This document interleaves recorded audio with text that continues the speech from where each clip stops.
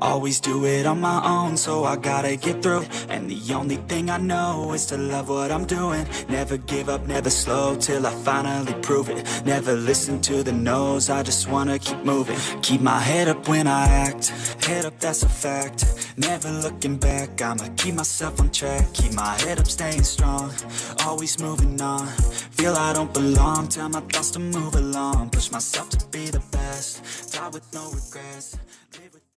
Hey guys, I'm working the part. It's like, we're really doing this again.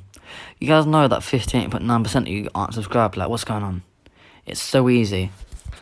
And look, here's a clip right now if you don't believe me. Anyway, there's going to be a clip the entire part probably. But anyway, you guys are going to have 5 seconds to like, subscribe, and comment down below, done it. If you comment down below, like, subscribe in that 5 seconds, or you have bad luck for the rest of your life. Other than that, I hope you guys do enjoy the video, and yeah, let's get into it. Hey guys, and welcome to part 7 of What If Deku Was a True Alpha Werewolf. Anyway, you guys voted, and it's been decided that I'm going to be using the voice changer from now on, so get used to it. I'm going to try to speak a bit louder, but other than that, let's get into this. Whew, last time we left off, Bakugo and Deku were fighting, and it was all going well till Deku managed to lose control, and he was roaring, and he dove towards Bakugo and slammed his hand into Bakugo's stomach. When Deku pulled it out, he managed to regain control, only to see Bakugo's body bleeding on the floor. He's panicking, but the crowd is cheering, Deku, Deku, Deku. And he runs over there and yells, Gachan! But then he looks at Bakugo's stomach. The hole's healing really quick. And Bakugo's eyes are glowing yellow. And he wakes back up. And Bakugo just lets out a roar.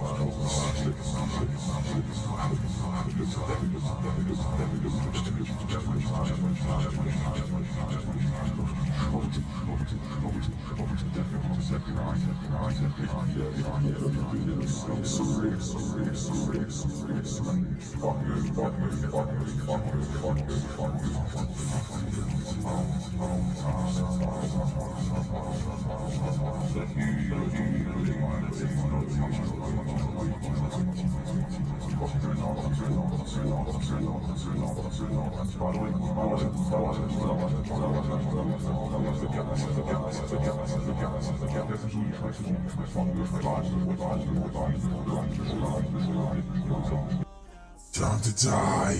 Wait, I'm sorry. I didn't mean that. But before Deku can even correct what he says, Bakugo's above him and lands a solid kick to his nose. Deku feels a bit dizzy till his eyes flare red, and he gets back down. Maybe you will die. He runs towards Bakugo and punches him. He breaks through Bakugo's block and lands dead on his chin, sending Bakugo flying in the ground. He's back above him, roaring, punching him into the ground, making a crater. And he's growling, not even using words anymore.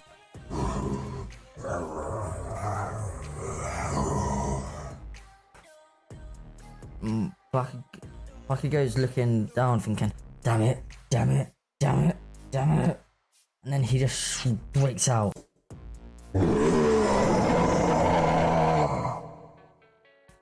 He manages to regain power. His anger is fueling him and he flies towards Deku. Deku mutters under his breath, Full kill. 500%. and Bakugo's punch misses. It hits an after image, and Deku's fist slams into Demi's Gachan's stomach, and he yells out, Gachan, get ready. and he flies after the body flying in the air with his claws out. He's now slicing, biting, and just clawing Bakugo everywhere. And Bakugo lets out not even a roar, he lets out a whimper. And Deku stops. And then he says under his breath,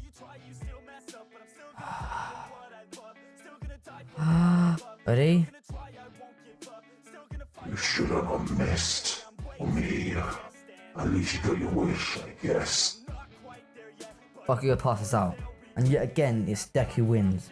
Bakugo gets taken to a recovery girl, but when he gets there his injuries are already healed. And Scott, Malia, Lydia and Styles will run into the room, quickly followed by Deku, Toga and Todoroki. And they see Bakugo fully healed sitting there, and he looks up. At first he looks annoyed, but then he smiles and says, I guess I am one of you now, huh? And he bares his fangs. Deku, Toga and Todoroki smile, but Scott's a bit concerned. And then he runs over to Bakugo and he's like, are you in control? Is this Bakugo? And Bakugo slaps his hand away and says, yes, it's me. Deku runs up to him and says, Kacchan, I'm sorry. I didn't mean to nearly kill you. And Bakugo says, it's fine, Deku, I said this already. I understand you couldn't control yourself. And it turned out to be for the best, so now look at me.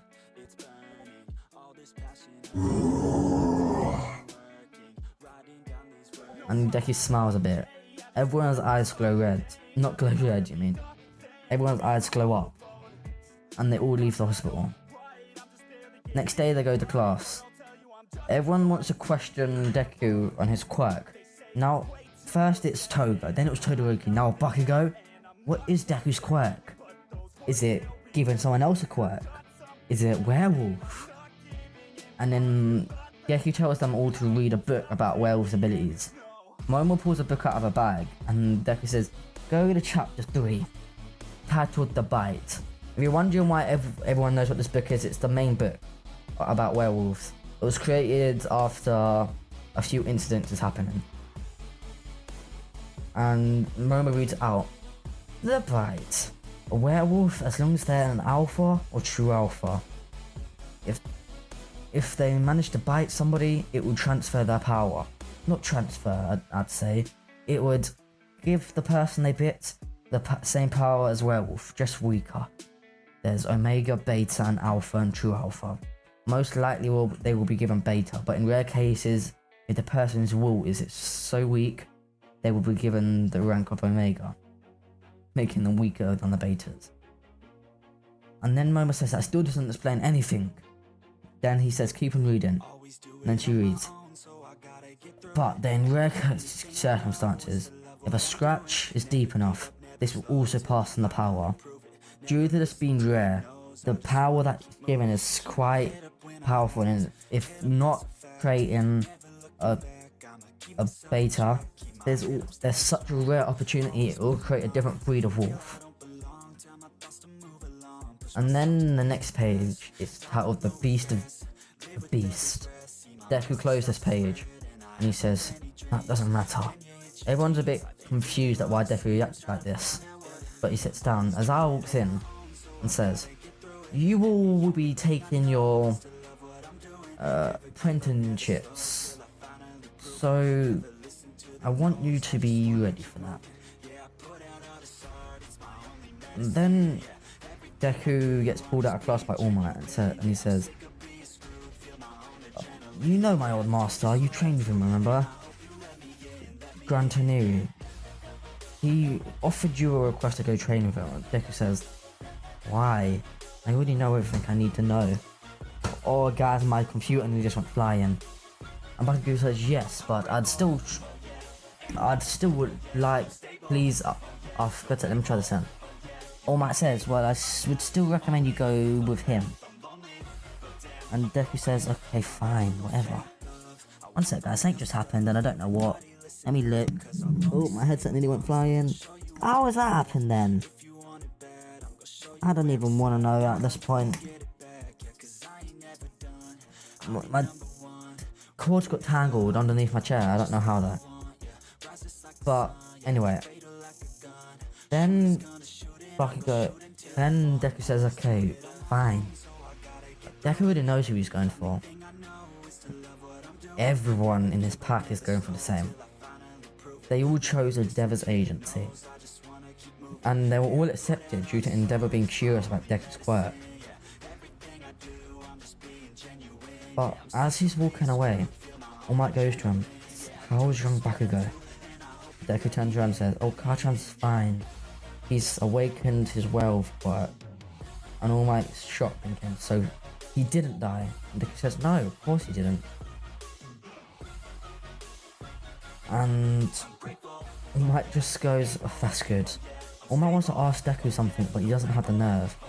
And Deku just says to him, "Spit it out." Not trying to be rude, he's trying to like encourage All Might to say it. And All Might says, "Do you think if you bit me, it would heal my injury?" And Deku thinks and says, "I just don't see why not." All Might, you do realise the chance of you dying? All Might says, "Yes, I know the risk."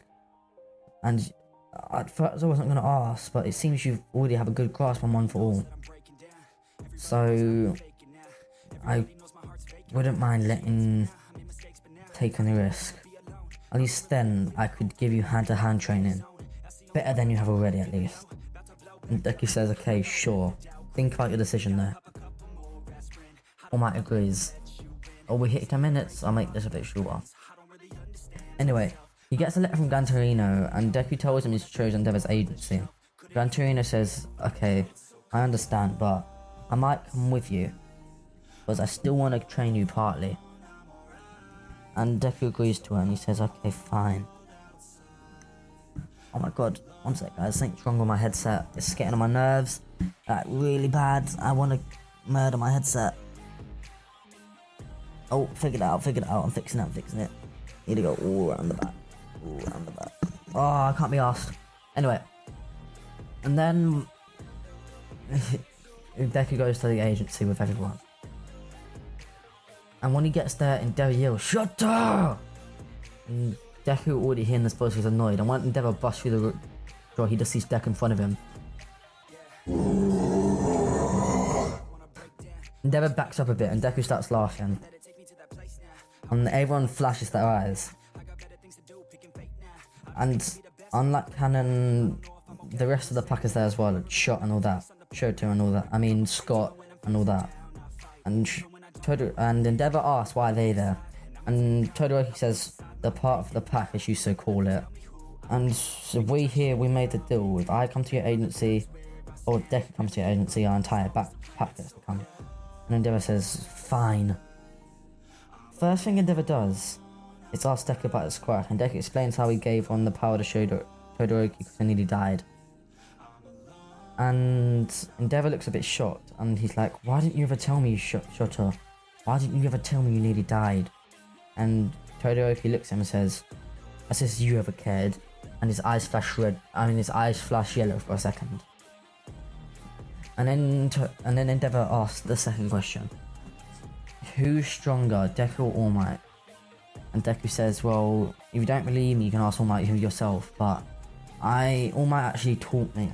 I'm far stronger than him. So his 100%, I can go to 200% if I really wanted to. I have basically 2 quirks in a way." And Endeavor says, "What?" And he says, "Yeah, one of my quirks is a strength and speed enhancement, and my other one is my werewolf transformation. And my werewolf transformation only makes you stronger than All Might, and so does my other quirk, and I can combine them." And Endeavor says, "Oh, see." Well, he's really thinking to himself, how is Shoto going to become the #1 hero of him? And then he remembers, "Oh yes, and so you have the ability to give others a werewolf quirk. Listen, my child, why didn't you give me a quirk? Imagine how useful it would be." And Deku, before Todoroki even finishes, says, "No." This annoys Endeavor and says, "What?" Deku says, I said no. Stop asking. Endeavor's not giving up. He says, "Why?" Deku says, "Well, first, you wouldn't like being controlled by me. Secondly, I don't trust you with such a powerful quirk." But then before they even finish, they get a message from Leader. It's asking for help. And they all rush out. And Deku saw this, and they all smell him. They're tracking his scent. Deku goes one for all, 100%, and starts speeding around, and then he goes to the alleyway. He sees Stain right in front of him, about to stab his sword into him. Deku roars.